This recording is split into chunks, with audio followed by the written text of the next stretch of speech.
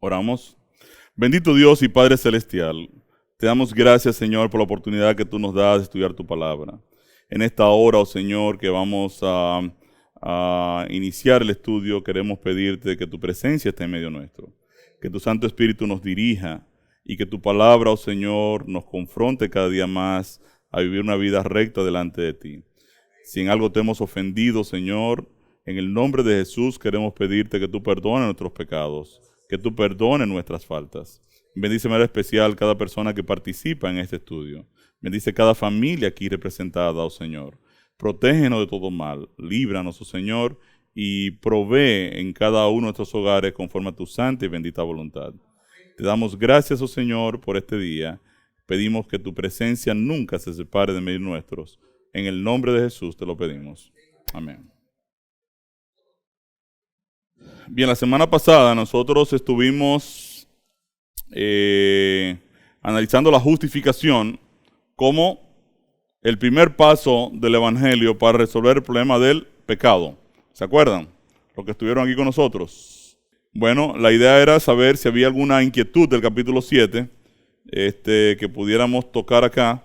Bueno, ¿alguna cosa que le llamaron la atención que nos quieran compartir? Carmen o Perla.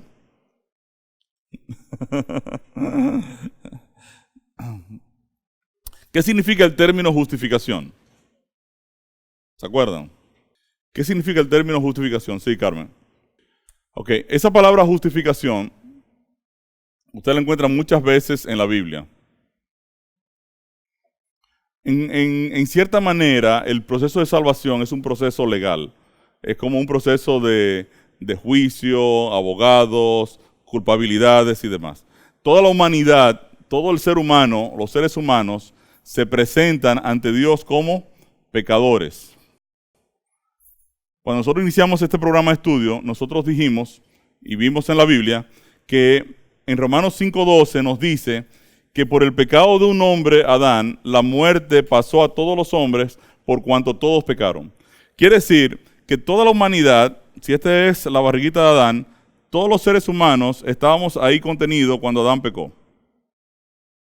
Entonces, cuando Adán peca, toda la semilla de vida que estaba aquí dentro de Adán se contaminó con el pecado. Y es la razón que la Biblia presenta de por qué los seres humanos mueren. Y la razón de por qué son pecadores.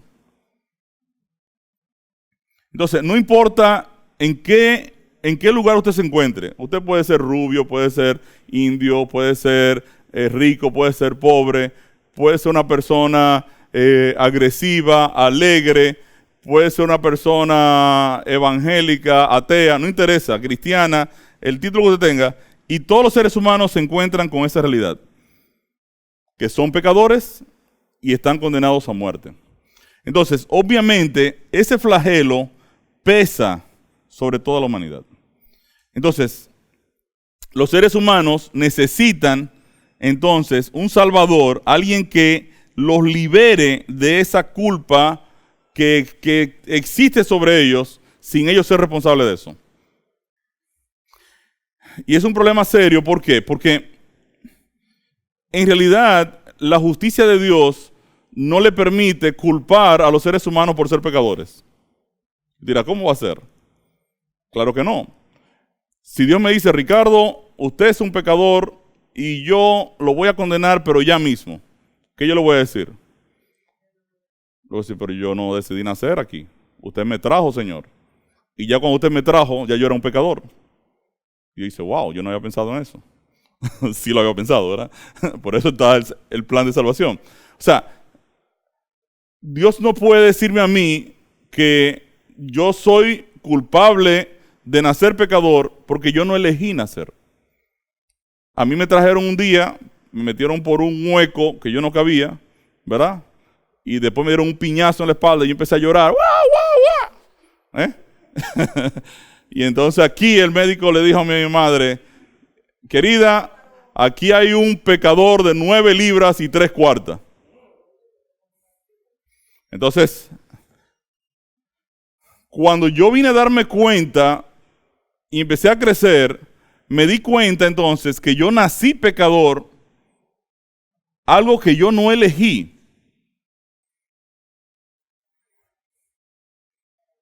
Yo no lo elegí. Fíjense que cuando Adán peca, Adán le reclama eso a Dios. Porque Adán es un tipo muy inteligente. Adán se dio cuenta rápidamente. Cuando Dios le dice a Adán, Adán, ¿y por qué te escondiste? Dice, no, yo tuve miedo. ¿Cómo tuviste miedo? ¿Quién te enseñó lo que es el miedo? ¿Has comido del árbol que yo te dije que no comieras? ¿Y qué le dice a Adán? Tú eres el culpable de esto, porque tú me trajiste a esta mujer aquí, me la pusiste aquí a mi lado, y ella me metió en este lío. O sea, si tú no hubiese creado a la mujer, yo no estoy pasando este trabajo aquí.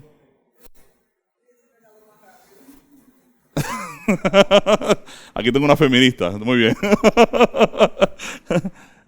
Quiere decir que Dios le dice Adán le dice a Dios, Dios, si tú no creas a la mujer, aquí el problema eres tú. Entonces Dios va donde la mujer y le dice, pero mujer, ¿y qué es lo que has hecho? ¿Y qué dice la mujer? La serpiente que tú hiciste me metió en este lío. Si tú no haces la serpiente, ven, entonces, en esencia es verdad. En esencia es verdad. Si Dios no crea nada, no pasa nada.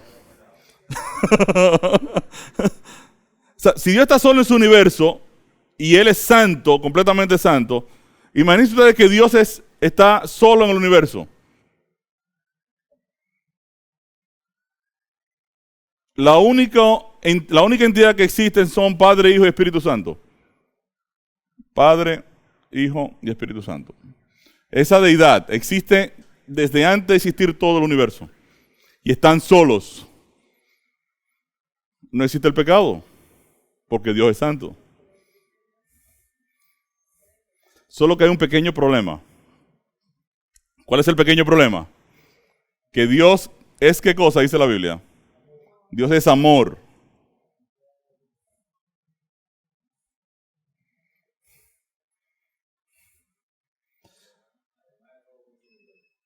Y el amor necesita compañía.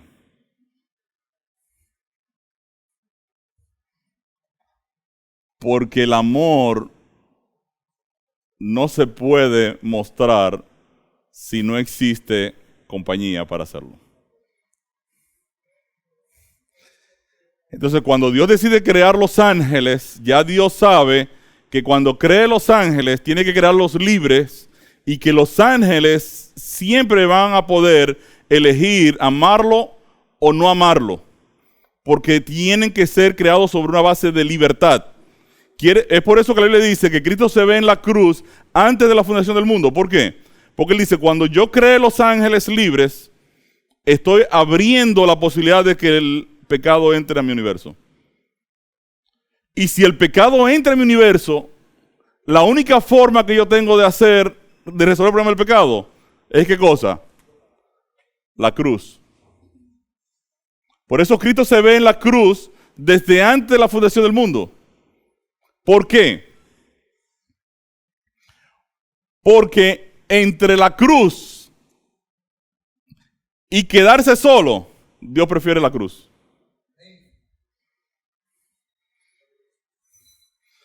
Porque el amor siempre va a escoger el sacrificio a la soledad.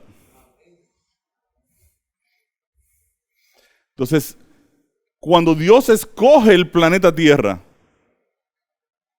para montar el plan de salvación del hombre, en realidad está escogiendo al ser humano para Él revelar su carácter de amor a todo el universo. Y nos da a nosotros el privilegio y dice, ok, ellos van a sufrir. Yo sé que van a sufrir. Pero por medio de ellos, yo le voy a mostrar a todas mis creaciones, a todos los ángeles del universo, a toda la criatura del universo, que yo soy amor, que yo soy justicia, que yo soy fidelidad, que mi gracia es un atributo que está conmigo, mi misericordia. Cosas que los ángeles de Dios no conocían. Entonces, como yo nací ahora pecador, la justicia de Dios dice, wow, pero Ricardo no se merece que yo lo condene por un pecado que él no cometió. que cometió Adán. Yo tengo que resolver el problema de Ricardo, de su pecado.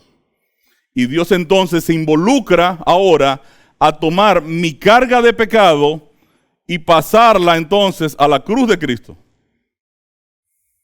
Y la vida eterna de Cristo la pasa a mi cuenta. Y esa transacción se llama justificación. En otras palabras, justificación es un término legal donde una persona toma el castigo que le corresponde a otra. Entonces la cruz es una doble imputación. En otras palabras, yo tengo aquí al hombre pecador, aquí viene la muerte, condenado a muerte, y aquí tengo a Cristo en la cruz. Cristo le asigna su vida eterna al hombre pecador, y la muerte del hombre pecador, Él las toma en la cruz. Y eso se llama en la Biblia justificación. Cristo me justificó. ¿Qué significa? Que Él satisfizo la justicia que demanda la muerte del pecador y Él paga por la cuenta del pecador. Y el pecador ahora sale libre siempre y cuando acepte ese sacrificio. Cuando yo rechazo a Cristo y rechazo el sacrificio de la cruz de Cristo, entonces Dios dice, bueno, si tú me rechazas mi justificación, entonces tú pagas por tu pecado. Pues ya yo lo pagué. Y eso es lo que se conoce en la Biblia como el pecado imperdonable. El pecado imperdonable es el pecado cuando el Espíritu Santo me dice, Ricardo, tú tienes que aceptar a Jesucristo como Salvador personal. Y yo digo, a mí no me interesa Jesucristo. No me interesa su sacrificio. No me interesa nada de lo que Él hizo. Entonces Dios no tiene otra forma de perdonar el pecado. ¿Por qué? Porque el pecado, la sentencia de muerte del pecado, Dios tiene que traerla a la cruz y a cambio darme la vida eterna de Cristo. Entonces en el tema de la semana pasada de la justificación, lo que estábamos analizando es precisamente cómo la cruz nos justifica a todos los seres humanos. Y ahí vimos que en realidad Cristo murió por todos. ¿Por qué muere por todos Cristo? ¿Por qué Cristo puede morir por todo? Porque Él es la fuente de la vida. Si Maritza comete un delito y está condenada a muerte, y yo voy donde el juez y le digo, señor juez, yo voy a morir por Maritza. Sí, ¿usted quiere hacer eso? Sí, yo voy a morir por ella. Yo voy a ocupar su lugar. ¿Seguro? Sí. Y yo muero en lugar de Maritza, ella sale libre, ya cumplió con la ley porque alguien murió por ella, alguien pagó por su delito. Ahora, si todos ustedes caen condenados a muerte, y yo vengo donde el juez y le digo, señor juez, ellos no pueden morir, yo voy a morir por todos ellos, ¿qué me va a decir? Escoja uno. Usted no puede morir por todos. Ahora, ¿por qué Cristo sí podía morir por todos? Porque Él es la vida, Él es la fuente de vida del universo. Él representa la vida de todo lo que respira en el universo, de todo lo que existe. Entonces Él sí puede justificar a todos. Cuando Cristo entrega su vida en la cruz, en realidad está entregando el sostén de vida de todo lo que respira en el universo, incluida la vida de Satanás y sus demonios. Él es el que la sostiene. Claro.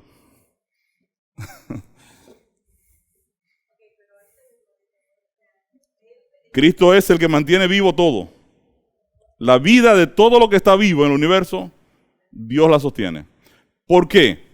¿Qué dice la Biblia? Jesús dice, yo soy el camino, la resurrección y Él es la vida. Todo lo que está vivo, Cristo lo sostiene.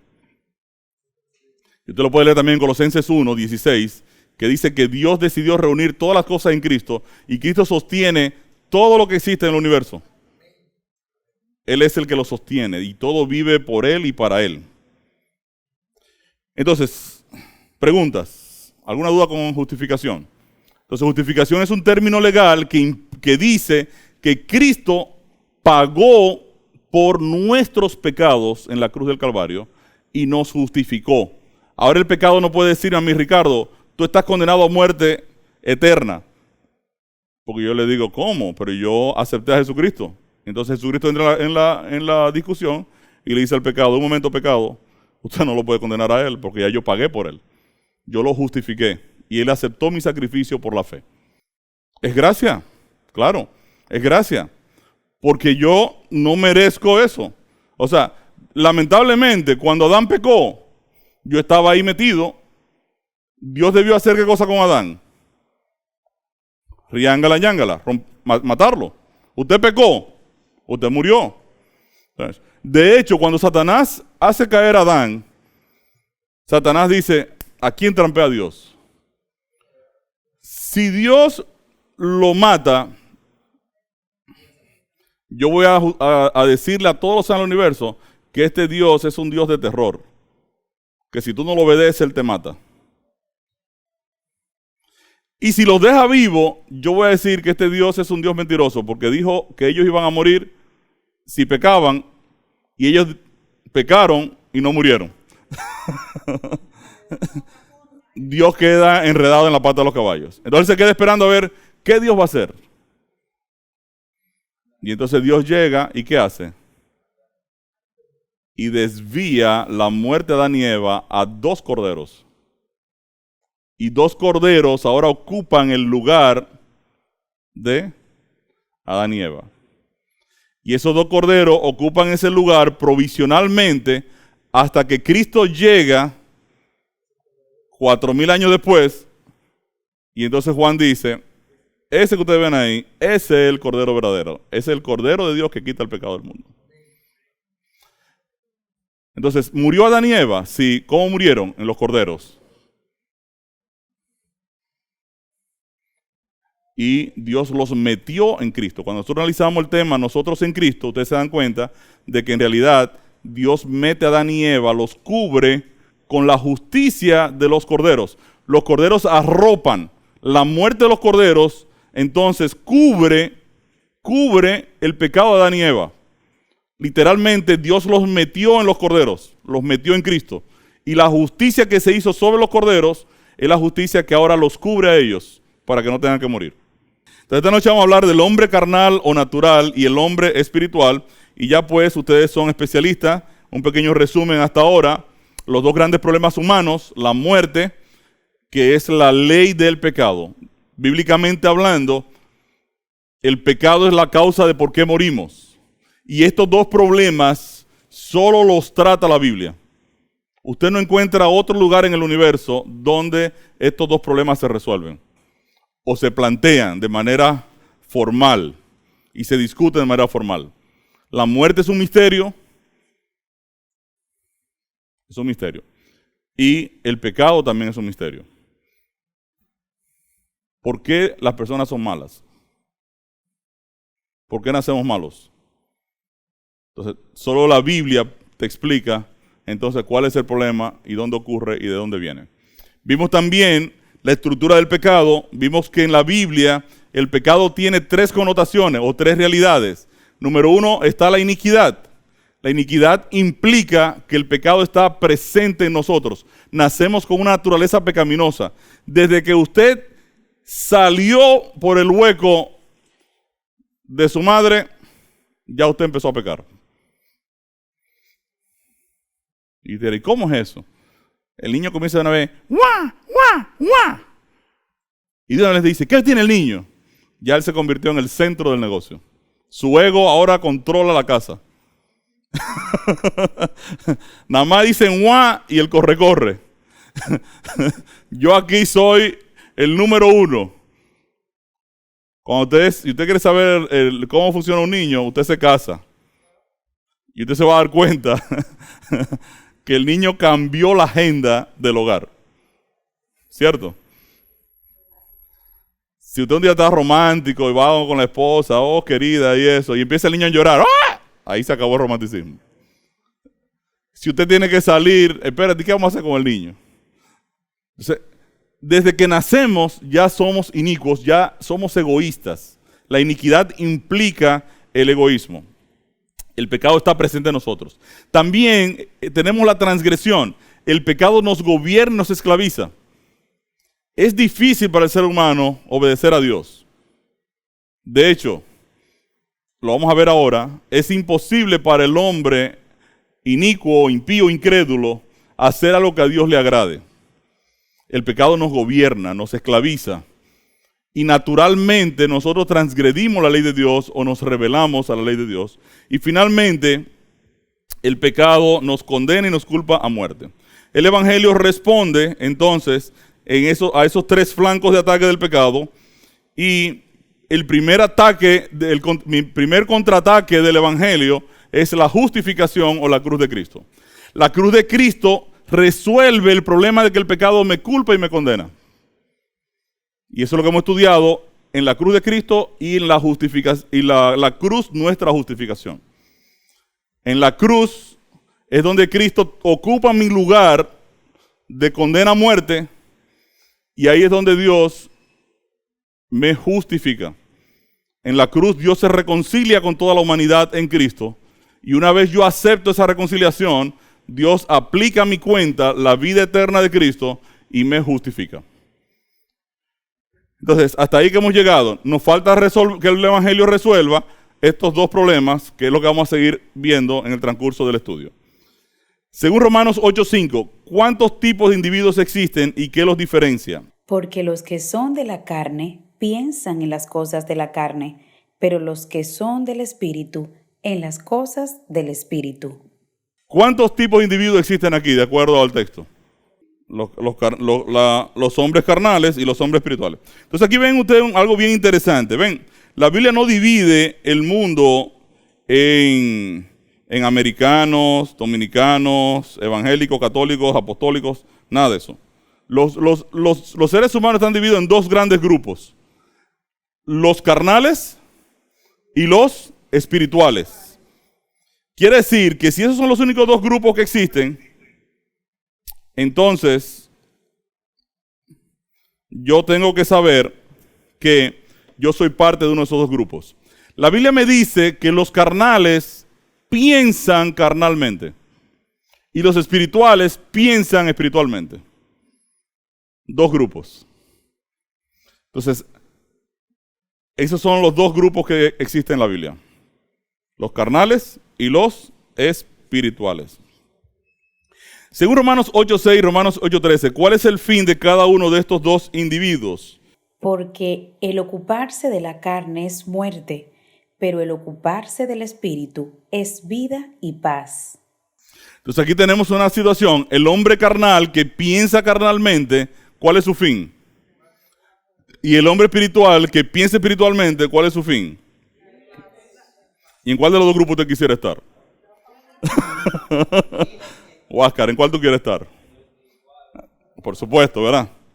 Fíjense que dice Romanos 8:13. Porque si vivís conforme a la carne, moriréis, mas si por el Espíritu hacéis morir las obras de la carne, viviréis. Entonces, ¿cuál es el fin de los dos individuos con el texto? O sea, aquí me está diciendo que si yo vivo conforme a la carne, voy a morir, y si vivo conforme al Espíritu... Ahora, vivir conforme al Espíritu, dice el texto, ¿qué es qué cosa? Hace morir las obras de la carne, correcto. Entonces, mientras el fin del hombre carnal es la muerte, el fin del hombre espiritual es la vida. Y esto debe llevarme a mí, como Ricardo Casado, a hacerme una pregunta importante. Ricardo, ¿eres tú carnal o eres tú espiritual?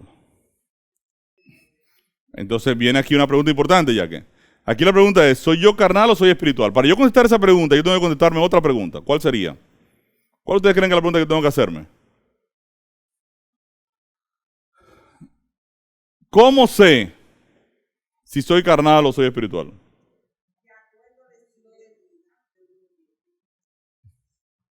¿De acuerdo al estilo de vida? Bueno, puede ser. Pero hay mucha gente que son carnales y dicen que ellos no son tan malos. Lo que típicamente yo no hago es yo saber, evaluarme a mí mismo y decir, porque yo puedo saber, oye, esta Angélica me cortó los ojos cuando llegó, esa se perdió, porque esa sí es mala. Entonces, pero lo que típicamente yo no hago es, Ricardo, la verdad que usted anda muy mal.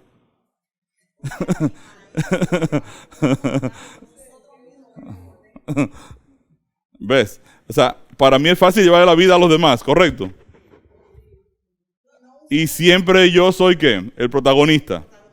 Pero entonces vámonos a la Biblia, a ver cómo la Biblia nos enseña cuáles son las características del hombre carnal y cuáles son las características del hombre espiritual. ¿Qué les parece? ¿Qué características tienen los designios de la carne que los convierten en enemistad contra Dios y no lo pueden agradar? Romanos capítulo 8, versos 7 y 8. Por cuanto los designios de la carne son enemistad contra Dios, porque no se sujetan a la ley de Dios, ni tampoco pueden, y los que viven según la carne no pueden agradar a Dios. Entonces, de acuerdo al texto, ¿cuál es la situación del hombre carnal que no puede agradar a Dios? No se sujeta a la ley de Dios. Entonces aquí yo tengo una primera pista que me dice que las personas carnales no aceptan la ley de Dios. O sea, la ley de Dios no les encaja. Ellos no se sujetan a ella. Y lo que hacen a Dios no le agrada. Entonces aquí yo tengo una primera premisa de que ellos no encajan con la ley de Dios. En su condición carnal o natural, el hombre no puede agradar a Dios ya que no se sujeta a su ley. La primera característica visible de una persona carnal es el rechazo a la ley de Dios. ¿Por qué? Nosotros estudiamos la ley de Dios y nosotros vimos que la ley de Dios es un reflejo ¿de qué? Del carácter de Dios. Si ustedes recuerdan, solo rápidamente, no vamos a leer los textos, pero vimos que Dios es bueno, según Lucas 18:19, y la ley de Dios es buena, según 1 Timoteo 1:8. Dios es santo, Isaías 5:16, su ley es santa, Romanos 7:12. Dios es perfecto, Mateo 5:48, la ley de Dios es perfecta, Salmo 19:7. Dios es puro, 1 Juan 3:2 y 3, la ley de Dios es pura, Salmo 19:8. Dios es justo, Deuteronomio 32:4, la ley de Dios es justa, Romanos 7:12. Dios es verdad, Juan 3:33, la ley de Dios es la verdad, Salmo 119:142. Ahora, la razón por la cual el hombre carnal no se puede ajustar a la ley de Dios es que esta es espiritual. La ley de Dios pertenece al ámbito espiritual. Nosotros vimos que Dios es espiritual, ¿verdad? Y la ley de Dios es espiritual. Romanos 7:14 dice, porque sabemos que la ley es espiritual, mas yo soy carnal, vendido al pecado. Quiere decir que el hombre carnal no se puede ajustar a la ley de Dios porque la ley de Dios no está en su ámbito, no está en sus aguas. La ley de Dios pertenece al ámbito espiritual y él es carnal. Y nunca le va a encajar. ¿Se entendió el concepto? O sea, yo tengo entonces el ámbito carnal y el ámbito espiritual. Los carnales piensan carnalmente y los espirituales piensan espiritualmente. El fin de los carnales es la muerte, el fin de los espirituales es la vida. El carnal no puede ajustarse a la ley de Dios porque según el texto de Romanos 7:14, la ley de Dios no es carnal. ¿Qué es? Espiritual. Entonces pertenece a un ámbito que el hombre carnal no lo maneja. Por eso cuando estudiamos la ley de Dios vimos que en Salmo 50 Dios le prohíbe al pecador incluso hablar de su ley. Dice, ¿y tú qué tienes que ver con mi ley y ponerte mi pacto en tu boca? Yo no te he autorizado a eso. ¿Por qué? Porque ese no es tu ambiente. Entonces, primera característica visible del hombre carnal es que la ley de Dios la tiene descartada. ¿Qué tipo de obra se ve en el individuo carnal? Esta es la segunda característica que vamos a ver. Gálatas capítulo 5, versos 19 al 21.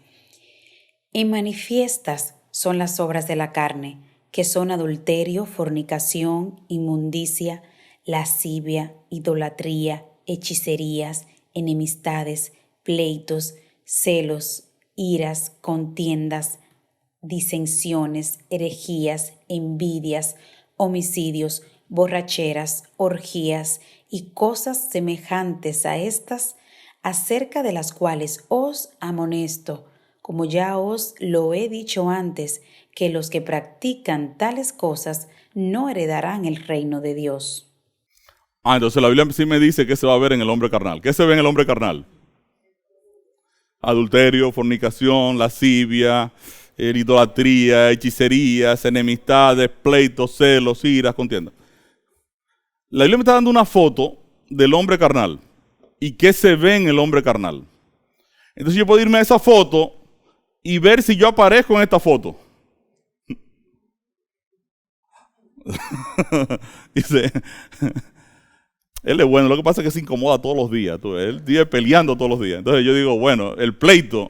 Pleito está aquí. Pero yo estoy en esa foto.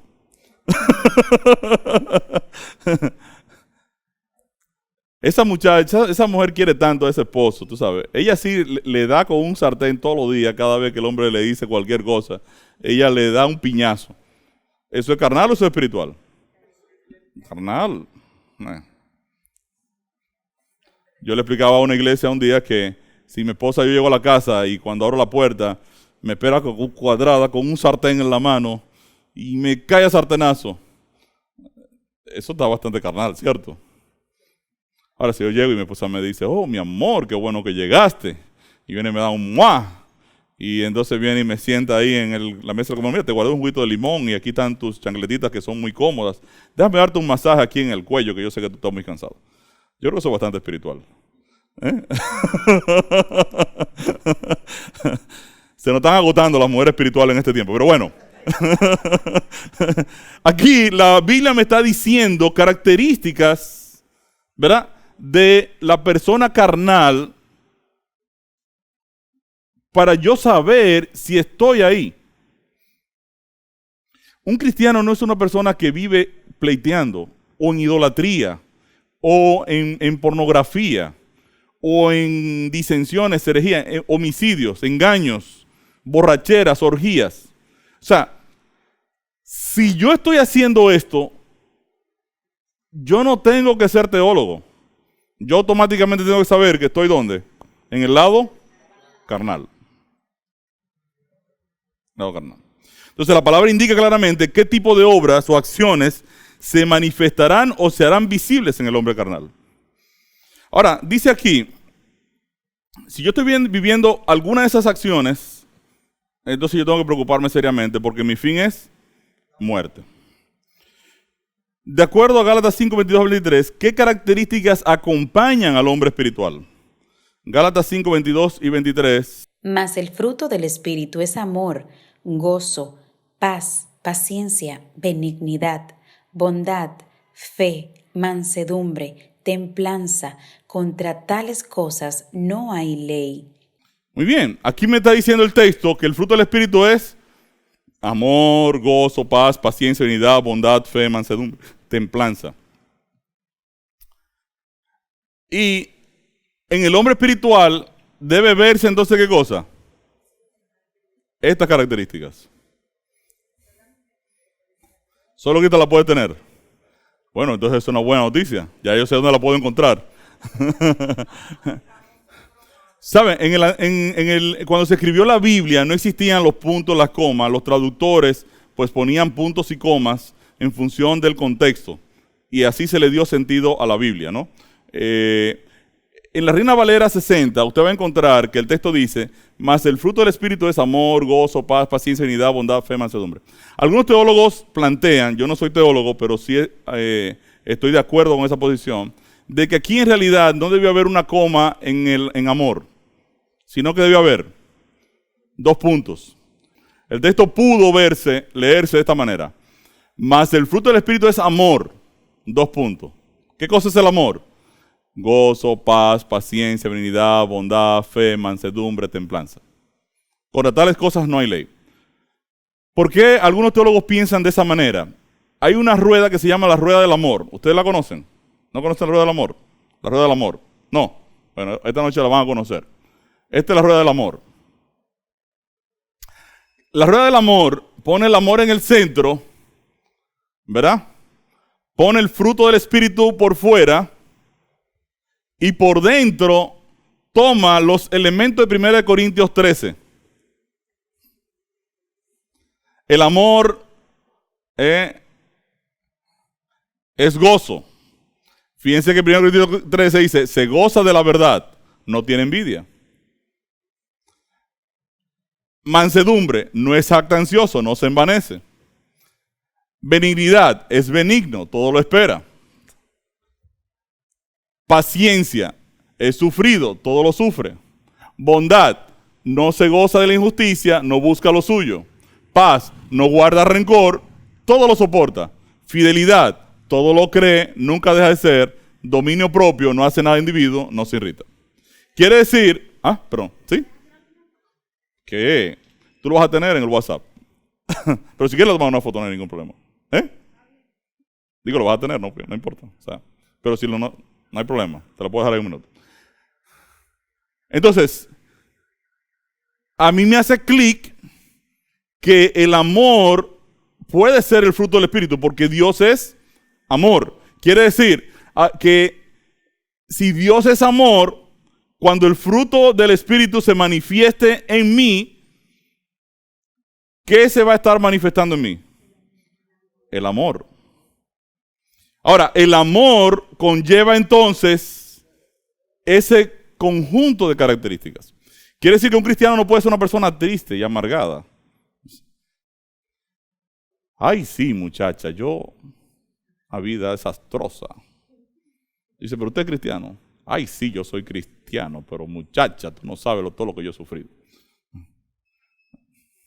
¿Saben? Cuando el apóstol Pablo le dice a la iglesia, estén siempre gozosos, en 1 Tesalonicenses 5, 15, por ahí, o 16,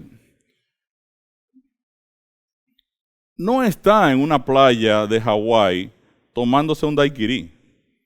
Pablo está en una cárcel mamertina romana con los pies llenos de lodo, ratones pasándole por el lado, esperando que lo ejecuten.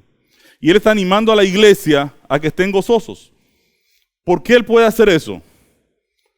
Porque el creyente, el gozo en la vida del creyente, no se fundamenta en las cosas materiales de la vida. Se fundamenta en el hecho que Dios nos ha dado salvación y vida eterna en Cristo. Entonces, que es una persona que está contenta. Es triste ver un cristiano triste. Es penoso. ¿Usted ha visto un cristiano triste?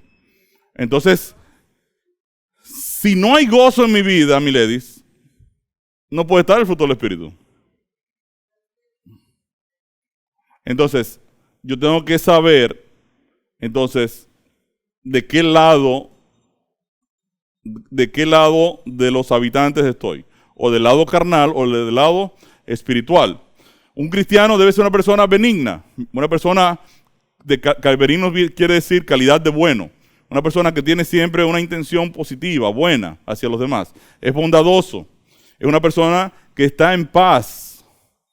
Si yo no estoy teniendo paz, entonces yo tengo que hacer cosa, decirle, Señor, yo no tengo paz, yo necesito que tu Espíritu Santo llene mi vida y me traiga tu paz. Jesús dice, mi paz os dejo, mi paz os doy. No como el mundo la da. Entonces, Cristo está ofreciendo paz. Debe ser una persona de fe.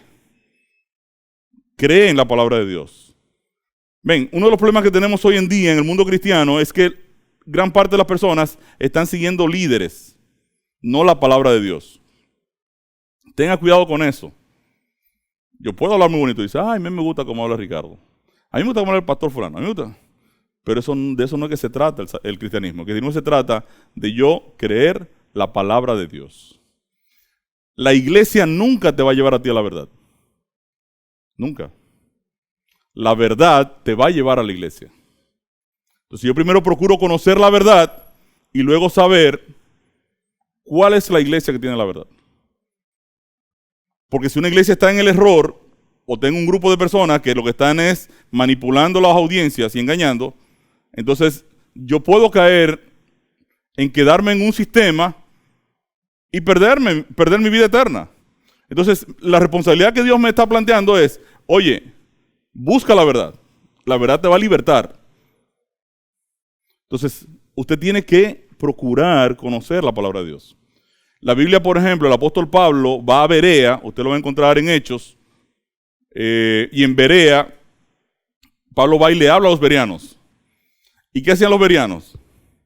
Pablo los alaba porque los bereanos no creían nada de lo que le decía Pablo.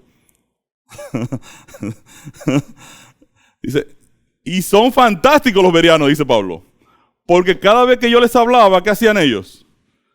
Decían, Pablo, ok, déjanos descansar ahora. Y se iban ahora a la Biblia a ver si todas las cosas que Pablo le decía eran así. Dice, Ah, pero mira, aquí está lo que dice Pablo. Mira, esto es verdad, esto es así, esto es así. Entonces ahora, siguen hablando Pablo. De Pablo seguía hablando, miren, y entonces asá, y le explicaba el evangelio. Espérate, Pablo, vamos allá. Entonces venían. Nuestra fe, nuestra vida de fe, tiene que estar anclada en la palabra de Dios. El cristiano tiene dominio propio, es manso. Es terrible ver un cristiano que se irrita con facilidad. Hermano, quedamos en una reunión a las 5 de la tarde para hacer un plan de predicar el evangelio. Ustedes siempre le cogen como... Y un reguero. Dice, no, espérate, yo no. Calma, yo nada más te dije que llegaste un poquito tarde. Por favor, tú ves. Entonces, estas son las características que se dan en el hombre espiritual. Ahora, el apóstol Pablo no dice que ese es un fruto del hombre espiritual. ¿Qué dice? Es un fruto del espíritu, no del hombre.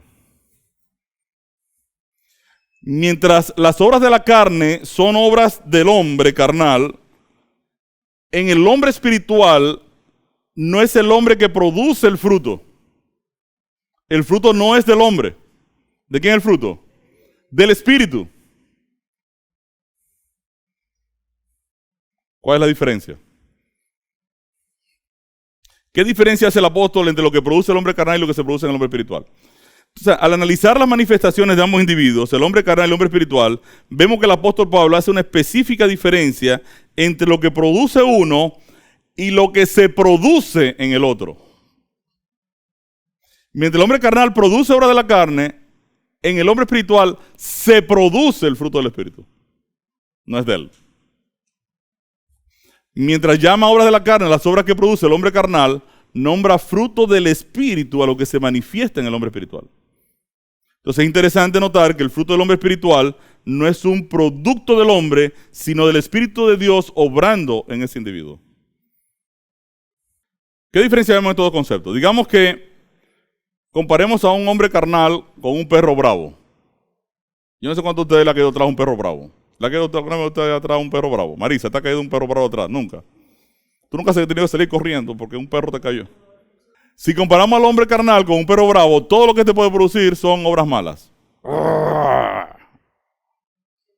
Siempre está guapo.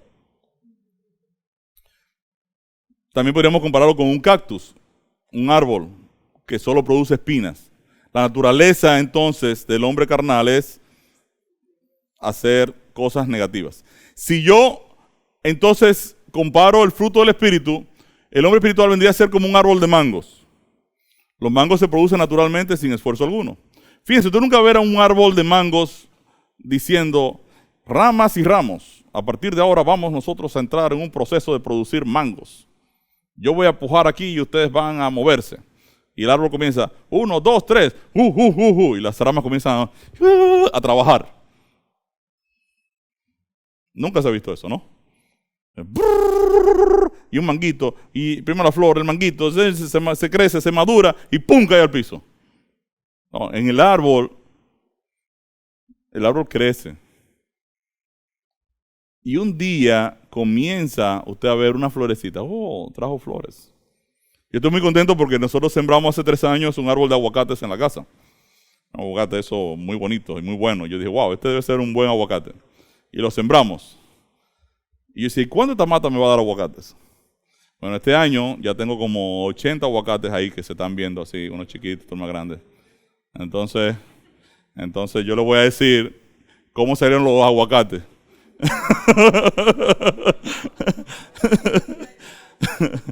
Tengo que traer algunos cuantos, ¿verdad? Lo que pasa es que ustedes son muchos, pero no importa. Yo puedo traer 2 o 3 y después ofrecérselo en premio. Ven. Claro. Si yo tengo un cactus y tengo un árbol de mangos, yo no puedo estar viendo en el árbol de mangos espinas, porque no es su naturaleza. Lo mismo pasa con el hombre carnal. Si el hombre carnal es un cactus, yo no puedo estar viendo mangos en el hombre carnal. Y uno de los problemas que nosotros tenemos a veces es que yo soy un cristiano que debo estar produciendo mangos Y no me importa que aparezcan algunas espinas. Y quiero jugar el juego de ser espiritual carnal, que es un adefesio. Es un árbol de mango que produce espinas como un cactus. Y eso confunde a las personas no cristianas. Porque las personas no cristianas dicen, pero él no es cristiano. Pero yo veo como que él se enfurece con la mujer y le dice malas palabras. Pero yo después lo veo con una Biblia que va a la iglesia con una Biblia aquí debajo del brazo. Entonces, el tipo se rasca la cabeza porque él está viendo mango y está viendo espinas en el mismo árbol. Por eso Santiago, cuando habla de ese concepto, dice, incluso se refiere al tema de la lengua, dice, es que señores, la lengua es como una fuente de agua.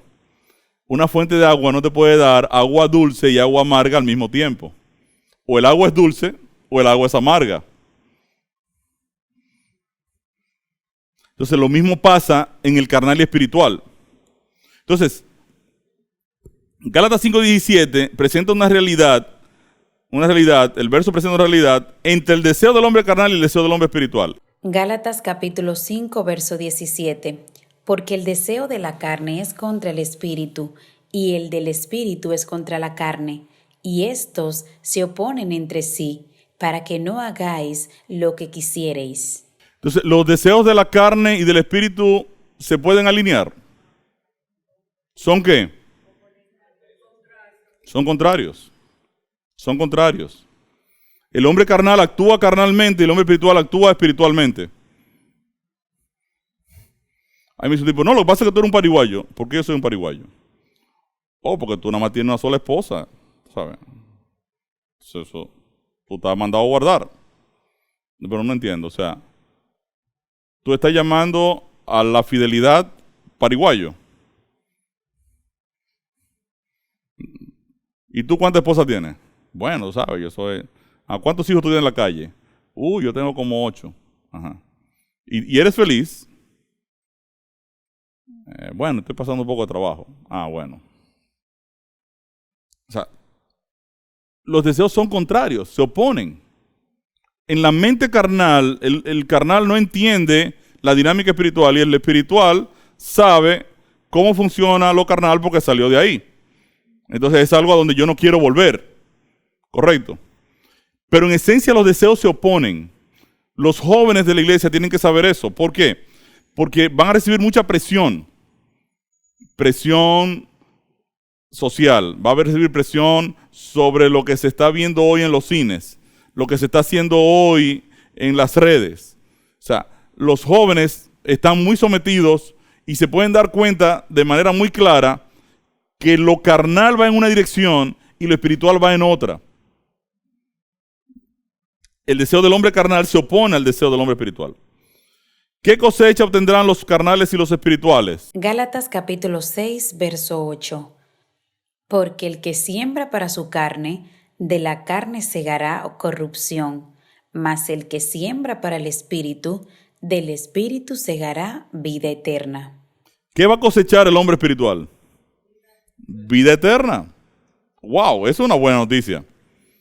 Entonces, si yo me veo en la foto del hombre carnal, yo tengo que estar preocupado porque yo quisiera estar ¿en qué foto? En la foto del hombre espiritual. Porque la Biblia claramente me está diciendo que el carnal, su fin es muerte y corrupción. En el espiritual es vida eterna. Vida, paz. Entonces, es importante que yo entienda eso. En Gálatas 6:8 el apóstol le pide a la iglesia que siembre para el espíritu con el objetivo de cegar la vida eterna. ¿Qué acción han llevado los que son de Cristo? Gálatas capítulo 5, verso 24. Pero los que son de Cristo han crucificado la carne con sus pasiones y deseos. Entonces, ¿qué acción han llevado los que son de Cristo? Han crucificado la carne. Entonces, el apóstol Pablo en Gálatas 5:24 le pide a la iglesia que crucifique la carne con sus pasiones y deseos. Es bien difícil nosotros crucificar la carne, porque naturalmente somos carnales. Estamos pasando al lado espiritual, pero hay algo en la carne que nos atrae. Mira, yo soy un hombre en la semana y soy un cristiano cuando voy a la iglesia. Pero no creas que tú me vas a mí a tratar, porque yo en la semana ya yo no estoy en la iglesia, ¿tú ves? ¿Qué es eso? Es un adefesio. Porque la persona dice que no es cristiano temporalmente. Nosotros cuando empezamos a trabajar con los programas de mayordomía cristiana, yo me vi muy confrontado como empresario. ¿Por qué? Porque como empresario, pues yo estaba haciendo toda una serie de, digamos, procedimientos que hace un empresario. Lleva sus dobles libros, consigue programas pirateados de computadora, subvalúa en aduanas. ¿Ven? Entonces, ¿qué es lo que pasa? Cuando yo me doy cuenta que si bien digo ser cristiano, pero en mi gestión comercial y de negocio me comporto como una persona ¿qué? Carnal. Entonces, yo puedo decir todo lo que yo quiera que soy cristiano. Pero al final de la jornada, estoy en la foto que no quiero estar, que no debiera estar. ¿Qué recomendación da la palabra al ser humano? Gálatas capítulo 5, verso 16. Digo pues, andad en el Espíritu, y no satisfagáis los deseos de la carne. Miren qué interesante. El apóstol Pablo nos dice que anden en el Espíritu. Y no satisfagan los deseos de la carne. Yo me he propuesto poner en cero la cantidad de televisión que veo. Y a veces la gente me dice, wow, ¿te enteraste de la última noticia? ¿Qué pasó? Oh, pasó tal cosa. Yo digo, no me di cuenta. ¿Y qué es lo que pasa? ¿Tú no estás viendo la noticia? ¿No estás viendo? No estoy viendo nada de eso. Ya me quité muchos problemas de arriba. O perder 2 horas de televisión, en televisión, a mí me está creando muchos problemas. ¿Por qué? Porque si yo estoy escribiendo preparando una presentación en PowerPoint para los grupos y demás, cada vez que yo pierdo 2 horas o 4 horas o 5 horas, yo digo, ¿cómo la recupero? No hay forma de recuperarla. Entonces, yo debo tomar la decisión de no satisfacer lo de sola carne. Que es bueno yo sentarme ahí en un sofá y una mecedora, fuáquete, a cambiar. Sí, eso es bueno. O sea, hacer nada. Nos sentimos muy contentos a veces cuando no estamos haciendo nada. Pero mucho mejor es, para mi vida espiritual, tomar la Biblia y hacer un programa de, voy a estudiar el año bíblico. Déjame yo meditar en un texto, en un capítulo de la Biblia. Voy a leerme los Salmos. Me voy a leer el libro de los Proverbios o el libro de Eclesiastés. Y voy a meditar en eso, a ver qué lecciones el Señor tiene para mí en esa lectura. O conseguir un libro cristiano, bueno, que fortalezca mi fe, que me anime a crecer en la gracia, que me anime a conocer a Dios. Entonces, yo debo procurar, ejercitar, pasar tiempo con el Señor. Pasar tiempo. Tú siempre vas a querer pasar tiempo con aquellas cosas que tú amas. A veces cuando nos casamos, pues como que el matrimonio entra por unas etapas de que ya entramos en confianza y en cierta manera todo funciona de forma mecánica y un día nos aburrimos y decimos, pero estamos haciendo lo mismo los últimos 5 años, ¿cierto? Va para los mismos sitios, comemos lo mismo, hacemos la misma cosa. Cuando éramos novios, mi esposa y yo, éramos más locos, ¿correcto? Y éramos más creativos. Entonces, en la vida cristiana pasa lo mismo. Cuando yo estaba de novio, yo disfrutaba, déjame llamar a Hazel, o déjame fastidiarla con esto, déjame hacer esto. O sea, y Dios espera que hagamos lo mismo con Él. Si lo amamos, vamos a desarrollar ¿qué cosa? Una relación activa con el Señor. Wow, a mí me gustaría hacer este programa, o trabajar con los niños necesitados, o quizás yo tengo el don para trabajar con los hombres, en darle charlas educativas y ayudarlos a salir de algún problema. O me gustaría trabajar con las mujeres, en el caso de las mujeres. O sea, usted procura activar su vida cristiana. Órele al Señor, Señor, me gustaría, tú sabes, ser un activo tuyo y no vivir una vida de total pasividad donde los años pasan y yo hago lo mismo y vengo a la iglesia a escuchar qué parte especial hay hoy, quién va a predicar hoy, qué va a decir. Y entonces entrar en una monotonía espiritual. No, yo dejo a un lado los deseos de la carne y le pido al Señor, Señor, necesito tu dirección, yo quiero activarme en tu obra, quiero ayudar a otros a ser salvados. Gálatas 5:25.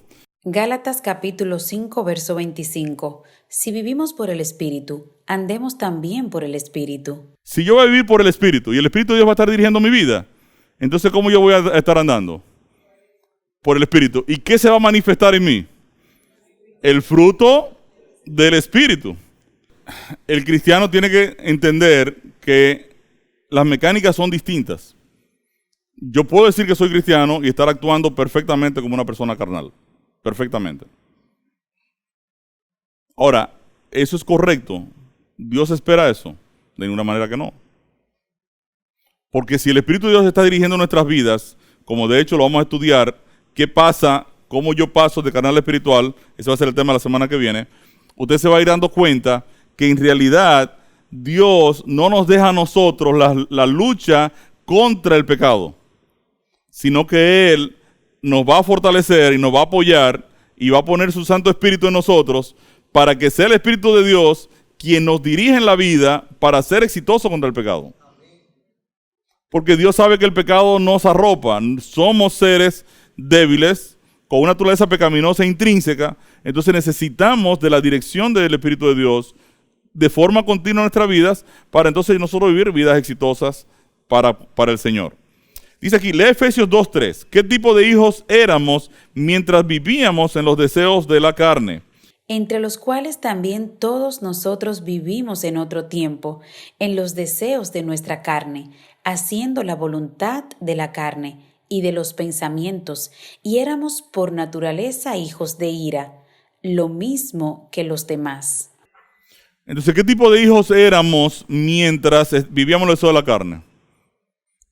¿Qué descansaba sobre nosotros como una espada de Damocles? La ira de Dios. Bien. O sea, en el hombre incrédulo pecador o el hombre impío, el hombre que no tiene, ¿verdad? No ha sido excitado por el Evangelio, a conocer el Evangelio, esa persona vive de manera natural en los deseos de su carne, haciendo la voluntad del hombre de pecado que está en él y de sus pensamientos. Y la Biblia dice que naturalmente esa persona es un hijo de ira.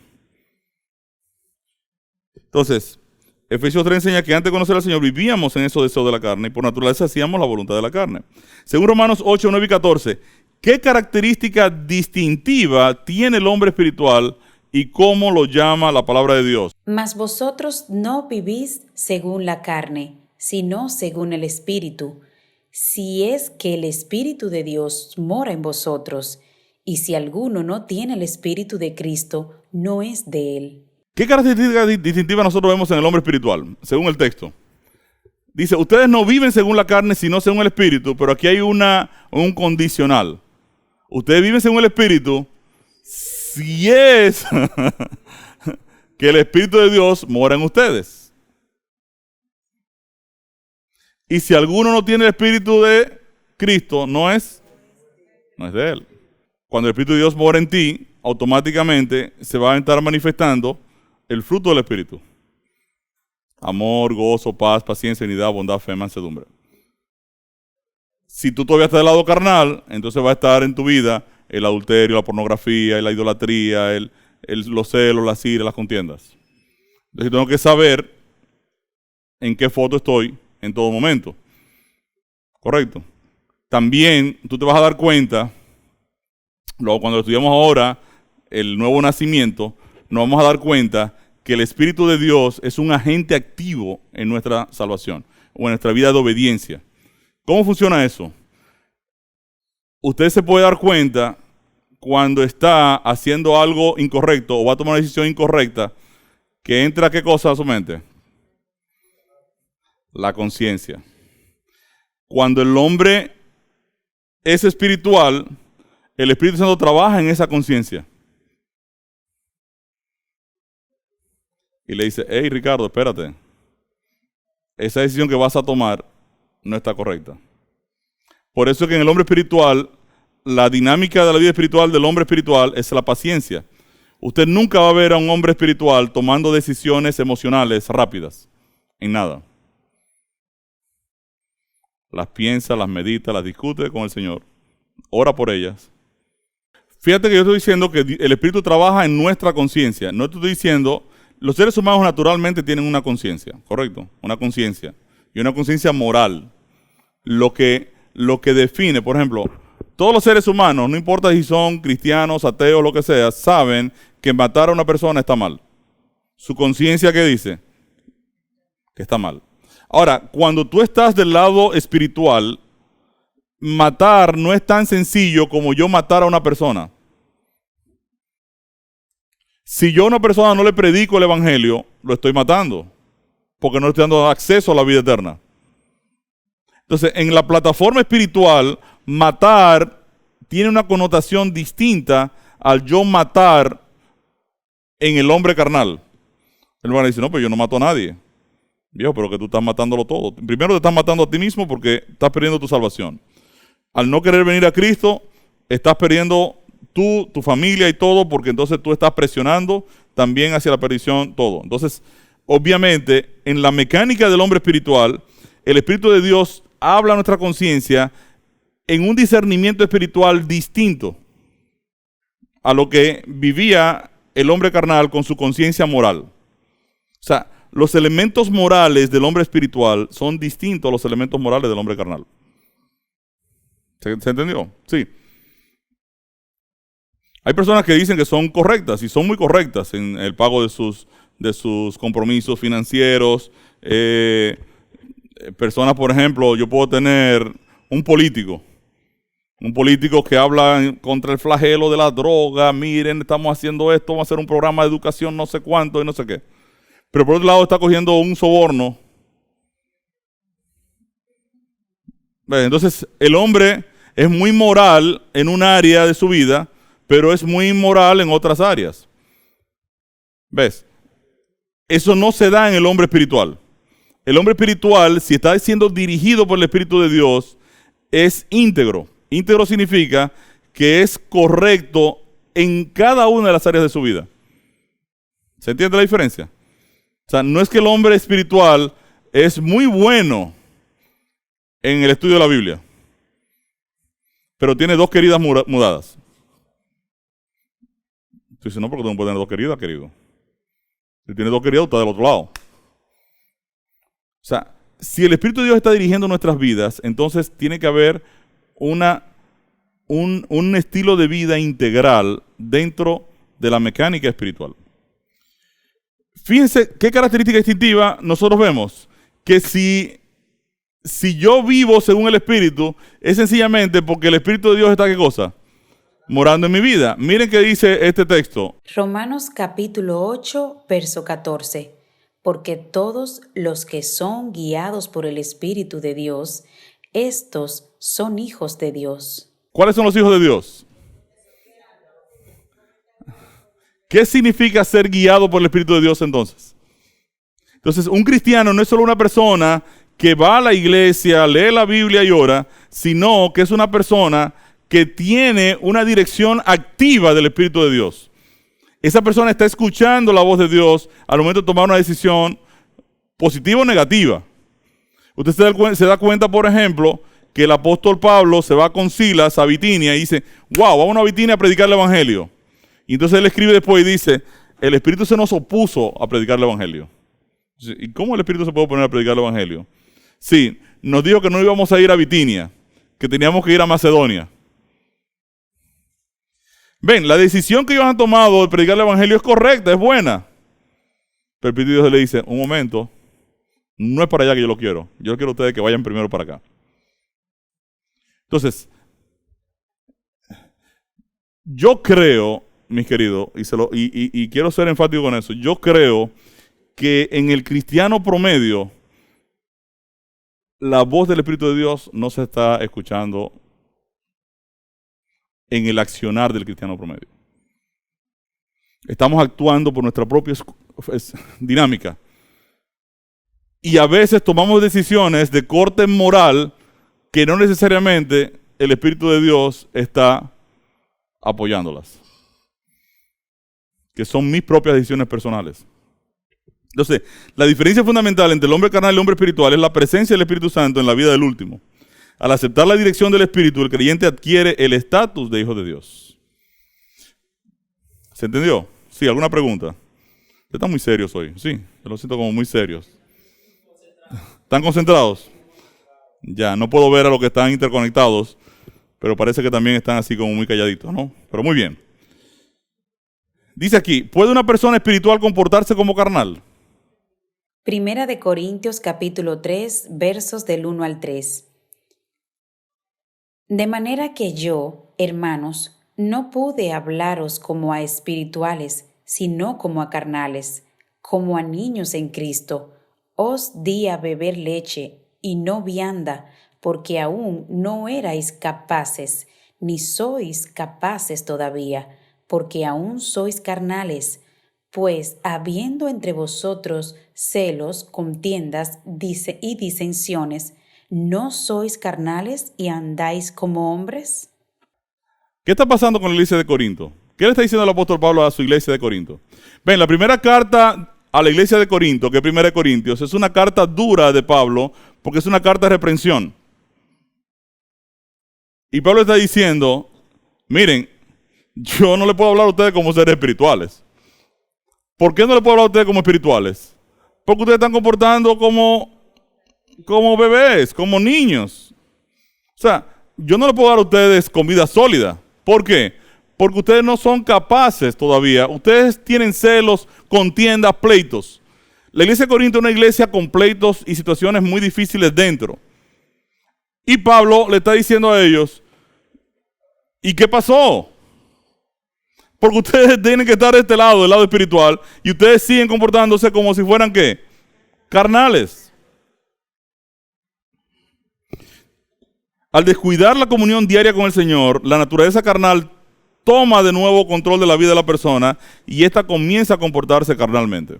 Quiere decir, yo pude haber aceptado al Señor en mi vida y decir, wow, acepto a Jesucristo como mi Salvador personal, quiero ser cristiano, quiero vivir conforme a la voluntad de Dios, pero no estoy, ¿qué? Alimentándome espiritualmente, no paso tiempo con el Señor, no oro, no leo la Biblia, no testifico, estoy en un estado de ¿qué? De un cristianismo ahí, de solo asistir a la iglesia. El Señor tiene que conformarse con eso porque yo no tengo tiempo. ¿Y qué pasa con mi naturaleza espiritual? Se debilita. ¿Y quién toma control de nuevo de mi vida? El hombre carnal. Por eso que usted ve cristianos que engañan, que mienten, que hacen trampa, y tú dices, pero este hombre no es cristiano. Este hombre no es de tal iglesia. Este hombre no es de tal qué sé yo qué. Sencillamente, ¿qué pasó? Su naturaleza espiritual se ha debilitado. Y es importante que nosotros tengamos eso pendiente. Cuando una persona acepta a Jesucristo como Salvador personal, en realidad la Biblia habla de un nuevo nacimiento y habla de que, lo que decía Angélica ahorita, comienza un proceso de ¿qué? De desarrollo y crecimiento espiritual. No es que una persona acepta a Jesucristo y ya esa persona comienza a vivir una vida, wow, en el Espíritu perfecta. No, no funciona así. Nos toma de hecho toda la vida el proceso de la santificación. Cuando lo estudiemos en detalle ustedes se van a dar cuenta de eso. Pero el Espíritu de Dios comienza ahora a trabajar en la vida de la persona y empieza un proceso de ¿qué? De crecimiento, de desarrollo, y poco a poco tú vas llevando a los cristianos recién convertidos, tú tienes que llevarlos con amor, como bebés. Tienes que darle leche, y decirle, no, pero espérate que tú estás haciendo eso no lo puedes hacer. Mira, querida, es que tú viniste con un vestido un poquito carnal, tú sabes, para tener una parte. Si tú te paras aquí con un vestido carnal, ¿qué va a pasar con toda la gente que viene aquí a encontrarse con el Señor desde el punto de vista espiritual? Wow, pero esta muchacha está bien alimentada. Entonces, todo lo que era que espiritual, ¿qué pasa? La adoración entonces cambia de espiritual a ¿qué? Entonces, yo tengo que saber eso. Yo tengo que saber que el proceso ahora de la vida cristiana es un proceso que comienza a desarrollarse dirigido por el Espíritu de Dios. Lea 1 de Juan 2, 16 y 17 y 1 de Pedro 2, 11 y 12. ¿Qué recomendaciones nos da la palabra sobre los deseos carnales? Primera de Juan capítulo 2, versos 16, 17. Porque todo lo que hay en el mundo, los deseos de la carne, los deseos de los ojos y la vanagloria de la vida, no provienen del Padre, sino del mundo. Y el mundo pasa y sus deseos, pero el que hace la voluntad de Dios permanece para siempre. Exactamente. Entonces, fíjense que, ¿qué es lo que hay en el mundo? Los deseos de la carne, los deseos de los ojos, la vanagloria. Ah, no, que yo soy el ingeniero tal. A mí hay que tratarme y... Entonces, esto es lo que está moviendo hoy al mundo. Usted ve esa competencia. Esta empresa vendió $1.000 millones. El año que viene tiene que vender 1.500. Y tú dices, ¿por qué tiene que vender 1.500? ¿Qué va a hacer con los 500 más que va a vender? Nada, decir que va a vender más. Entonces, tenemos metas sin propósito. Estamos en un afán de crecimiento, pero la gente no sabe para qué. Analícelo de manera racional y tú dices, wow, esta empresa vendió $20.000 millones el año pasado en productos. Pero este año hay una meta de $22.000 millones. Entonces tiene todos los gerentes con un estrés, con un afán, la gente muriéndose del corazón para nada. Tú dirás, no, lo que pasa es que este crecimiento económico de este año lo vamos a utilizar para sacar 50 millones de seres humanos de la pobreza absoluta y le vamos a dar vestido, escuela, comida. Nada de eso está pasando. Los seres humanos están en una competencia persiguiendo lo que dice el sabio Salomón, persiguiendo el viento, persiguiendo la nada. Y eso pasa porque al final nos morimos y al morirnos todo se quedó. A mí me dio mucha pena cuando murió el creador de Apple, un tipo joven con una capacidad impresionante, muerto por un páncreas, una cosita así chiquitica que está aquí. Con todo el dinero del mundo, con todo un afán de vida, era un tipo iracundo, que se enfocaba en resultados y para aquí y para allá. Y entonces aquí dice el texto, mira, el mundo pasa y sus deseos. Entonces yo tengo que asegurarme ¿de qué? Yo tengo que asegurar mi vida eterna, mis hermanos. Asegure su vida eterna. Nuestra vida eterna su vida eterna no la deposite en seres humanos, ni en sistemas. Asegúrese en estudiar la palabra, en comprometerse con Cristo, en conocer verdaderamente el plan de salvación, en compartirlo. Pero asegure su eternidad. Eso es fundamental, importantísimo. El apóstol Pedro dice más o menos lo mismo. Amados, yo os ruego como a extranjeros y peregrinos que os abstengáis de los deseos carnales, que batallan contra el alma, manteniendo buena vuestra manera de vivir entre los gentiles, para que en lo que murmuran de vosotros como de malhechores, glorifiquen a Dios en el día de la visitación, al considerar vuestras buenas obras. Perfecto. ¿Qué está diciendo el apóstol Pedro? Señores, absténganse de los deseos carnales. Es verdad que a veces yo quisiera agarrar a una persona por el cuello. Dicen, pero esto que tú estás haciendo, compadre. ¿Y qué dice la palabra de Dios? Hijo, cálmate. Eso no es lo que va ahora, ¿ves? Y esos carnales nos batallan. O sea, las decisiones nuestras emocionales son rápidas. Y el apóstol Pedro está diciendo, eso batalla contra el alma. Él sabe, porque Pedro era una persona que volada. Correcto. Saca una espada y le corta la oreja al tipo. Y después pregunta, ¿y cómo se llama? Se llama Malco, ok. Pero, ¿qué dice el apóstol Pedro ahora? Dice, no, eso no lo podemos hacer. O sea, porque ellos van a murmurar de ustedes. Entonces, es bueno que ellos glorifiquen a Dios por las buenas obras de ustedes. Porque ahora las personas ven a Pedro, ven los enfermos sanarse con su sombra, ven a Pedro, al Pedro iracundo, lo ven actuando con total paciencia, con total calma, con amor, predicando la palabra, y la gente no lo cree. La gente dice, pero eso no puede ser Pedro. Entonces ahora las personas que hacen, glorifican a Dios por el cambio de Pedro. Es lo que dice Mateo 5:16. Así alumbre vuestra luz delante de los hombres, para que vean vuestras buenas obras y glorifiquen a vuestro Padre que está en los cielos. O sea, la gente va a decir, no, pero es que este no puede ser Ricardo. Este no es el Ricardo que yo conocí. De hecho, en estos días, cuando fue una joven me dice, en una charla que estábamos dando de grupos pequeños, dice, pero tú no eres el Ricardo que yo conocí hace como 20 años, ¿te acuerdas ahora? Entonces, el Señor va cambiando, va modificando nuestros caracteres. Los deseos de la carne son pasajeros, solo el hacer la voluntad de Dios garantiza la vida eterna. Lea Juan 3, 6 y 7. ¿Cuál es el proceso mediante el cual el hombre carnal pasa a ser espiritual? Porque lo que es nacido de la carne, carne es, y lo que es nacido del espíritu, espíritu es. No te maravilles de que te dije, os es necesario nacer de nuevo. Jesús está hablando con Nicodemo. La semana que viene vamos a detallar este texto en lo vamos a desmenuzar. ¿Quién es Nicodemo? ¿Cómo funciona todo eso? Pero Jesús le está diciendo a Nicodemo, Nicodemo, lo que nació de carne es carne. Y lo que nació del espíritu es espíritu. Si tú apareces en la foto carnal y estás produciendo espinas, de lo que se trata es que ahora tú seas mango. ¿Y cómo un cactus pasa de ser cactus a ser mango?